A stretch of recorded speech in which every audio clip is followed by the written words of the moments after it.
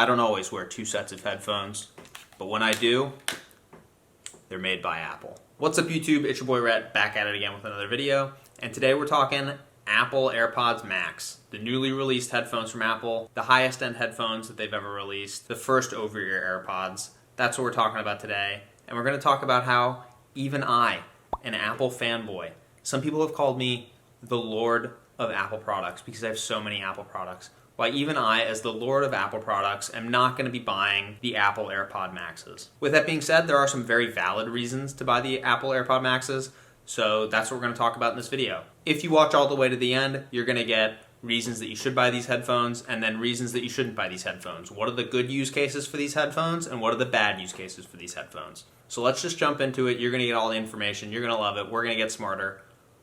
Let's go. So the first thing that everyone was really upset about with these headphones was the price.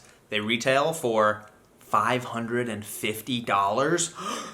Everyone on Twitter who didn't see my last video about the Apple Card was like, how dare Apple, $550? Who do they think they are? However, Monday at 10 a.m. Eastern Squad, the people that watched the video, the last video about the Apple Card, as soon as it came out Monday at 10 a.m. Eastern, they weren't as worried about the price because they knew that they could get 15% off using the credit card strategy that I outlined in the last video featuring the Apple Card. Link to that video up there in the cards. The AirPods Max are very expensive, yes, but I think that there's this idea floating around on the internet in anti-Apple land that Apple just likes to create expensive products for the sake of them being expensive and to exclude people from buying them. A lot of these arguments center around comparing specs between Apple products and not Apple products, and I think that this is the lowest level and most baby brain analysis of Apple products versus not Apple products. I'm going to push back against the entire idea that Apple products are overpriced here for a little bit. I think it's just about meaningless to compare specs between Apple products and non-Apple products. Not because specs don't matter, but because the reason that you're buying these things is for the experience. It's not for the specs. You don't buy a computer because it has 10 gigabytes of RAM. You buy a computer because of how it handles processing speeds of different applications.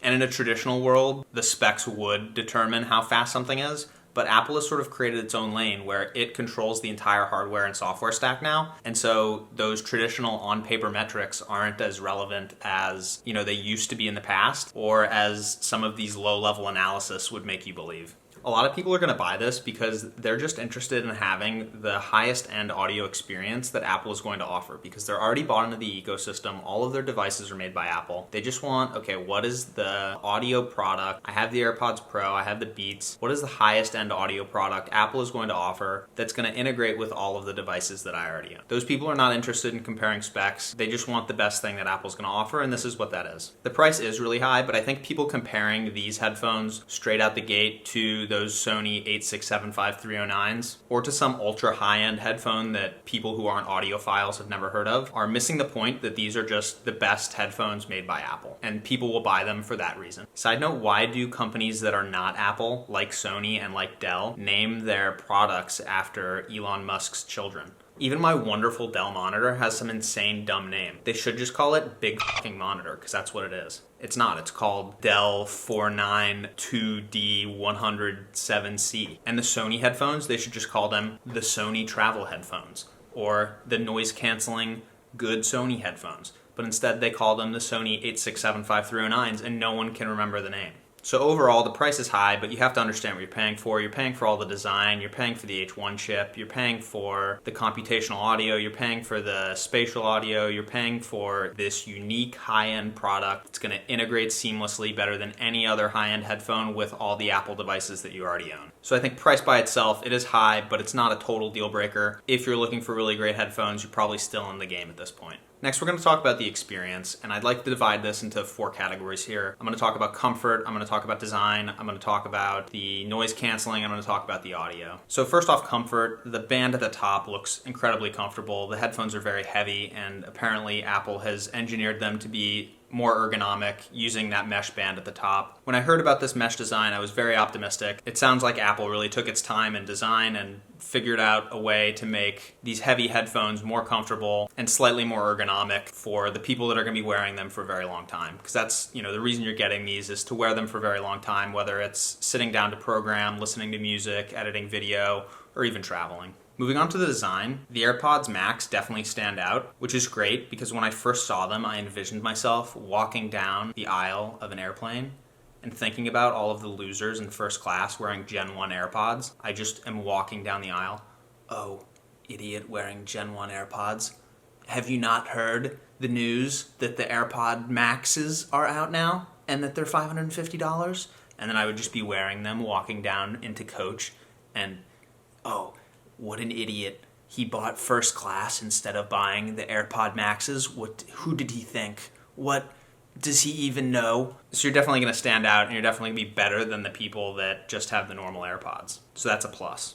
I think from a noise canceling and an audio perspective, you know that they're going to be the highest quality that Apple has ever produced. And I think we're seeing that in some of these early release review videos from people who got the AirPod Maxes early. We're seeing that the audio sounds very good and that the noise canceling is better than the Beats that have been released. Whether it's up to par with some of these other headphones, I think we'll have to wait for more in-depth reviews and tests to come out in the next few weeks. But if you're not an audiophile, I think it should be good enough for your everyday use. And again, one of the main reasons you're probably buying these is that they are the highest quality headphones that Apple has produced. So when I'm going through, I'm still all in at this point, right? I love the design. It's going to make those idiots in first class wearing Gen 1 AirPods very jealous. I love the mesh band. The headphones look very comfortable. And I love that all the reviews of the audio and the noise canceling so far have been positive. And I'm hoping that because they're over-ear, that they'll be able to cancel noise better on airplanes than just the AirPods Pro have been able to. And that sort of brings me to my next point. What is my main use case, and what is your main use case for even using over-ear headphones? I flew almost 250 hours in 2019, and so my main use case for using over-ear headphones is traveling,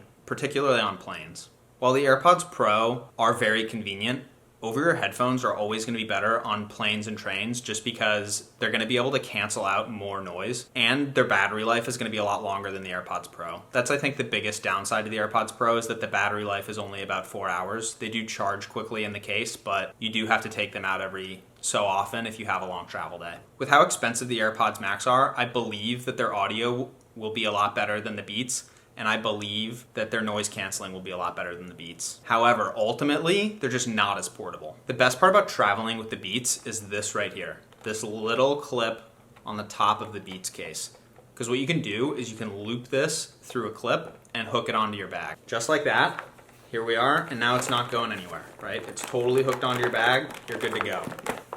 And you can just walk through the airport like that. And if you don't have a clip or you're worried about someone ripping them off your bag, the other great part about the Beats is that that hard shell case is going to keep whatever you put in it, the Beats and the cord, completely safe. You can throw that in your bag, which, let's be honest, your bag is a complete nightmare because you packed in a hurry, and that's just sort of one of the realities of traveling. You're going to have to pack quickly sometimes, your bag is going to turn into a nightmare, and it's going to be really helpful for you if you can just take your hard-shelled Beat case and throw it into your bag. And this is where the AirPods Max really fall apart for me. The main reason that I'm not going to buy these headphones is this ridiculous looking case that it looks like it just doesn't protect anything. You don't want to throw your $550 headphones into this little felt case. I just have no confidence that this case will protect anything, especially when I throw it into my chaotic travel bag. Additionally, these early review videos are showing that there's no way to turn the headphones off. The way that Apple expects you to save battery on these is by taking them and putting them into this felt case, which will put them into low power mode. Which means if you don't have that case,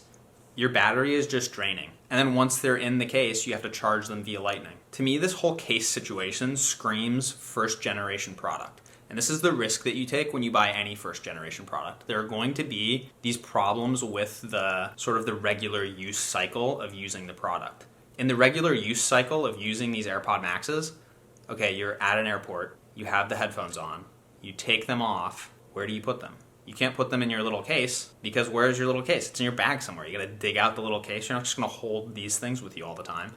And then if you don't have the room for them in your bag, are you gonna carry them around by the handle like a purse? I don't understand what Apple expects you to do with these. I could be wrong, but I can't imagine that in 5 years, the way that you carry Apple's flagship headphones will be this silly little case. I imagine that in future iterations of over-ear AirPods, there will either be a distinction between a travel version and a sit-at-home version, where if you want to have this silly little case, you can use it at sit-at-home. Not a problem. You want to program, you want to do some video editing, you're good to go. But if you're traveling with that case, it's not going to fit well into a chaotic bag. You are not going to want to carry your headphones around by hand. You can't really clip it to anything. I would be worried about puncturing the mesh if I was to use a clip to hook it to the bag. It just seems like a very inelegant solution for travel. Overall, I'm really excited about these headphones. They look really comfortable and sleek, and the computational audio and other software features look really great, and I'm excited for Apple to implement that technology into future iterations of these headphones.